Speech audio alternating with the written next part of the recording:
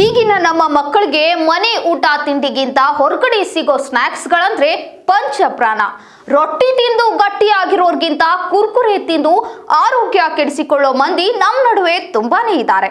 ಹಾಗೆಯೇ ಇಲ್ಲಿ ತಯಾರಾಗೋ ಸ್ನ್ಯಾಕ್ಸ್ಗಳನ್ನ ನೋಡಿದ್ರೆ ನೀವು ಒಂದು ಕ್ಷಣ ಕಂಗಾಲಾಗ್ತೀರಾ. ಇದೇ ಈ ಕ್ಷಣದ ವಿಶೇಷ ಸಾಯಿಸೋ ಸ್ನ್ಯಾಕ್ಸ್. ನಾನ್ ವಿದ್ಯಾಶ್ರೀ.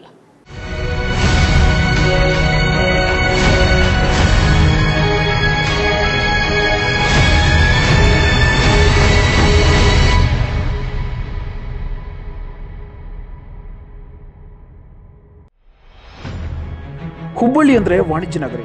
ಇದು ಬಿಸ್ನೆಸ್ ಏರಿಯಾ, ಬಿಸ್ನೆಸ್ ಮೆನ್ಗಳ ತವರೂರು ಅಂದ್ರೂ ತಪ್ಪಾಗ್ಲಿಕ್ಕಿಲ್ಲ.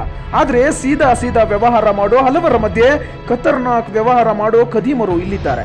ಎಸ್, ವಾಣಿಜ್ಯ ನಗರಿ ಹುಬ್ಬಳ್ಳಿಯಲ್ಲಿ ಡೂಪ್ಲಿಕೇಟ್ ಸ್ನ್ಯಾಕ್ಸ್ ಸಿಗುತ್ತೆ. ಅದೇನು ಅಲ್ಲಿ ಇಲ್ಲಿ ಬೇರೆ ಕಡೆಯಲ್ಲಿ ರೆಡಿಯಾಗೋದಲ್ಲ, ಖುದ್ದಾಗಿ ಹುಬ್ಬಳ್ಳಿಯಲ್ಲಿಯೇ ತಯಾರಾಗೋ ತಿಂಡಿ ತಿನಿಸುಗಳವು. ವಾಣಿಜ್ಯ ನಗರಿ ಹುಬ್ಬಳ್ಳಿಯಲ್ಲಿ ಸ್ನ್ಯಾಕ್ಸ್ ಮಾಫಿಯಾ ನಡೀತಿದೆ. ರೆಡಿಯಾಗಿರೋ ಈ ಡೂಪ್ಲಿಕೇಟ್ ತಿಂಡಿಗಳನ್ನ ಹುಬ್ಬಳ್ಳಿ ಧಾರವಾಡದ ಸುತ್ತಮುತ್ತಲಿನ ಅನೇಕ ಪ್ರದೇಶಗಳಲ್ಲಿ ಈಗಾಗಲೇ ಸರಬರಾಜು ಮಾಡಲಾಗಿದೆ. ಅನೇಕರಿಗೆ ಈ ಸ್ನ್ಯಾಕ್ಸ್ ಗಳನ್ನ ತಿನ್ನಿಸಲಾಗಿದೆ. ಮುಗ್ಧ ಮಕ್ಕಳಿಗೆ ಇದರ ರುಚಿ ತೋರಿಸಲಾಗಿದೆ.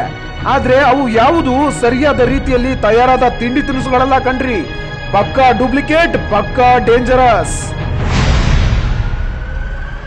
ಹೌದು, ಈ ರೀತಿಯ ಮಾಫಿಯಾ ಹುಬ್ಬಳ್ಳಿಯ ಹೊರವಲಯದಲ್ಲಿ ನಡೀತಿದೆ.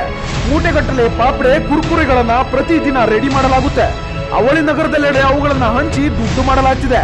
ಆದ್ರೆ ಮಂದಿ ತಿಂತಿರೋದು ಕೇವಲ ಪ್ಯೂರ್ ಪಾಯ್ಸನ್ ಕಣ್ರಿ. ನೋಡಿ ಹೇಗೆ ರೆಡಿ ಆಗ್ತಿದೆ.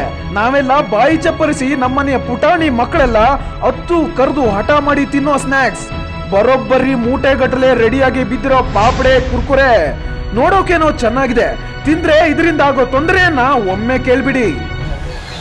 ಇಲ್ಲ, ಹಾನಿಕರ ದೇಹಕ್ಕೆ ಆಗ್ತದ, ತಿನ್ನಬಾರ್ದದ. ನಾವು ಆಲ್ರೆಡಿ ಅದಕ್ಕಾಗಿ ನಾವು ಅದನ್ನು ಬಂದ್ ಮಾಡೋ ಸಲುವಾಗಿ ಈಗಾಗಲೇ ನಾವು ಅವ್ರಿಗೆ ಪತ್ರ ಬರೆದಿದ್ದೆವು.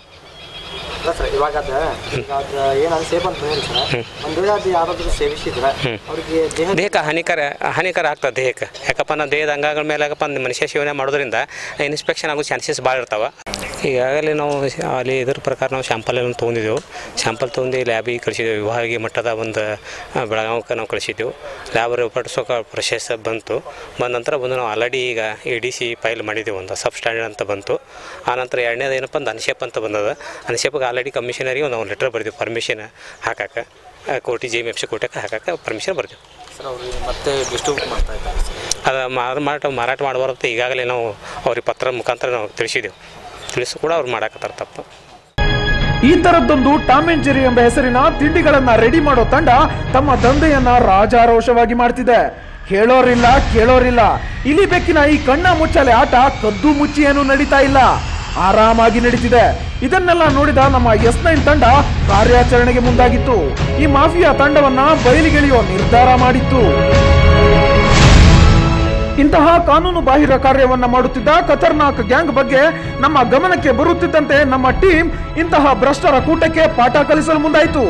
ಅದಕ್ಕೆಂದೇ ಆಹಾರ ಸುರಕ್ಷತೆಯ ಗುಣಮಟ್ಟ ಇಲಾಖೆ ಅಧಿಕಾರಿಯಾದ ರಾಘವೇಂದ್ರ ಪಾಳೆದಕರ್ ಅವರನ್ನ ಭೇಟಿ ಮಾಡಿ ವಿಷಯ ತಿಳಿಸಿದಾಗ ಕೂಡಲೇ ರಾಘವೇಂದ್ರ ಅಂಡ್ ಟೀಮ್ ಫೀಲ್ಡ್ಗೆ ಇಳಿಯಿತು. ಹಾಗಾಗಿ ನಾವು ಈಗಾಗಲೇ ಅವ್ರಿಗೆ ನಾವು ಇದು ಬರೆದಿದ್ದೇವೆ. ಈಗ ಅದನ್ನು ಬಂದ್ ಮಾಡ್ರಿ ಅಂತ, ಯಾವುದೇ ನಾವು ಮಾರ್ಕೆಟ್ನಾಗ ಬಿಡೋದಾಗಲಿ ಮಾರಾಟ ಮಾಡೋದಾಗಲಿ ಅದು ಬಂದ್ ಮಾಡ್ರಿ ಅಂತ ಆಲ್ರೆಡಿ ಈಗ ನಾವು ಪತ್ರ ಬರೆದಿದ್ದೇವೆ. ಅವರಿಗೆ ಪತ್ರ ಬರೆದಿದ್ದೆವು, ಕ್ರಮ ಕೈಗೊಂಡಿದ್ದೆವು. ಈಗ ನಾವು ಮಾರ್ಕೆಟ್ ಆಲ್ರೆಡಿ ನಾವು ಹೇಳಿದಲ್ಲ JMFC ಕೋರ್ಟಿಗೆ ಫೈಲ್ ಮಾಡೋಕೆ ನಾವು ಆಲ್ರೆಡಿ ಕಮಿಷನರಿಗೆ ನಾವು ಪತ್ರ ಬರೆದಿದ್ದೆವು. ಆ ಕಮಿಷನರಿಂದ ಪತ್ರ ಬಂದ ತಕ್ಷಣ ನಾವು ಇಮಿಡಿಯೇಟಾಗಿ ನಾವು ಫೈಲ್ ಮಾಡ್ತೀನಿ. ಈಗಾಗಲೇ ಒಂದು ನಾವು ಫೈಲ್ ADC ಕೋರ್ಟಿಗೆ ಫೈಲ್ ಮಾಡಿದ್ದೀನಿ. ನಕಲಿ ಆಹಾರಗಳನ್ನ ತಯಾರು ಮಾಡುತ್ತಿದ್ದ ಗ್ಯಾಂಗ್ ಮೇಲೆ ಅಧಿಕಾರಿಗಳು ಅಟ್ಯಾಕ್ ಮಾಡುತ್ತಿದ್ದಂತೆ ಖದೀಮರು ಕಂಗಾಲಾಗಿದ್ದಾರೆ. ಒಂದೆಡೆ ಪರವಾನಿಗೆ ಇಲ್ಲ, ಇನ್ನೊಂದೆಡೆ ಆಹಾರ ತಯಾರಿಸುವ ರೀತಿ ಕೂಡ ನೆಟ್ಗಿಲ್ಲ. ಅಧಿಕಾರಿಗಳ ಪ್ರಶ್ನೆಗೆ ಮಾಲೀಕ ದಂಗಾಗಿದ್ದಾನೆ. ಉತ್ತರ ಸಿಗದೆ ಕಕ್ಕಾಬಿಕ್ಕಿಯಾಗಿದ್ದಾನೆ.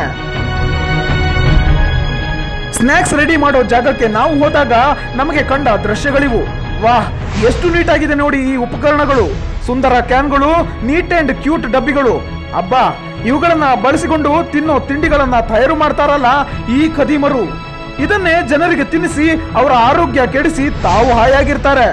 ತಾವು ಹಣ ಗಳಿಸಿ ಅಮಾಯಕರನ್ನ ಆಸ್ಪತ್ರೆಗೆ ಕಳಿಸ್ತಾರೆ. ಒಂದು ಆಹಾರ ತಯಾರಿಕಾ ಘಟಕವನ್ನ ನಿರ್ಮಿಸಬೇಕಾದ್ರೆ ಅದಕ್ಕೆ ಅದರದೇ ಆದಂತಹ ಕಾನೂನು ಹಾಗೂ ಸುರಕ್ಷತೆ ಸ್ವಚ್ಛತೆಯನ್ನ ಕಾಪಾಡಿಕೊಳ್ಳಬೇಕಾಗುತ್ತೆ. ಆದ್ರೆ ಇಲ್ಲಿನ ಬೋಗಸ್ ಕಂಪನಿ ಮಾತ್ರ ಯಾವುದೇ ಪರವಾನಗಿ ಹಾಗೂ ಸರಿಯಾದ ಕ್ರಮ ಅನುಸರಿಸದೆ ನಗರದಾದ್ಯಂತ ನಿರಂತರವಾಗಿ ವಿಷ ಉಣಿಸಿಕೊಂಡು ಬರುತ್ತಿದೆ. ಸದ್ಯ ಇಲ್ಲಿನ ಆಹಾರ ತಯಾರಿಕಾ ಘಟಕದಲ್ಲಿನ ತಿನಿಸುಗಳನ್ನ ಪ್ರಯೋಗಾಲಯಕ್ಕೆ ಕಳಿಸಿದ್ದು ಪ್ರಯೋಗಾಲಯದಿಂದ ವರದಿ ಕೂಡ ಬಂದಿದೆ. ಇಲ್ಲಿ ತಯಾರಿಸುವ ಆಹಾರ ಪದಾರ್ಥಗಳು ತಿನ್ನಲು ಯೋಗ್ಯವಲ್ಲ ಹಾಗೂ ಅವು ಜೀವಕ್ಕೆ ಮಾರಕವಾಗಿದೆ ಎಂದು ವರದಿ ಬಂದಿದ್ದು ಟಾಮ್ ಅಂಡ್ ಜೆರ್ರಿ ಆಟಕ್ಕೆ ಬ್ರೇಕ್ ಬಿದ್ದಿದೆ. S9 ಟಿವಿಗೆ ಸ್ಪಂದಿಸಿದ ಅಧಿಕಾರಿಗಳು ಸ್ಥಳಕ್ಕೆ ಭೇಟಿ ನೀಡಿ ಅಲ್ಲಿನ ಪರಿಸ್ಥಿತಿ ನೋಡಿ ಅಕ್ಷರಶಃ ಕಂಗಾಲಾಗಿದ್ರು. ಇಂತಹ ಕರುನಾಡಿಗೆ ವಿಷ ಉಣಿಸುವ ಕಂಪನಿಯನ್ನ ಬೆಳಕಿಗೆ ತರುವಲ್ಲಿ ಯಶಸ್ವಿಯಾದ S9 ಟಿವಿಗೆ ಅಭಿನಂದನೆ ತಿಳಿಸಿದ್ದಾರೆ. ಇನ್ನಾದರೂ ಈ ರೀತಿಯ ನಕಲಿ ಆಹಾರ ಘಟಕಗಳನ್ನ ಹುಡುಕಿ ಅವುಗಳಿಗೆ ಅಂತ್ಯ ಕಾಣಿಸಲಿ ಅನ್ನೋದೇ ನಮ್ಮ ಆಶಯ. Bureau report S9 TV. ನಾಡಿನಾದ್ಯಂತ ಇಂತಹ ಖತರ್ನಾಕ್ ಗ್ಯಾಂಗ್ಗಳು ಆಬ್ವಿಯಸ್ ಟಿವಿಯೋ ಯಾವನಿಗೆ ಗೊತ್ತು.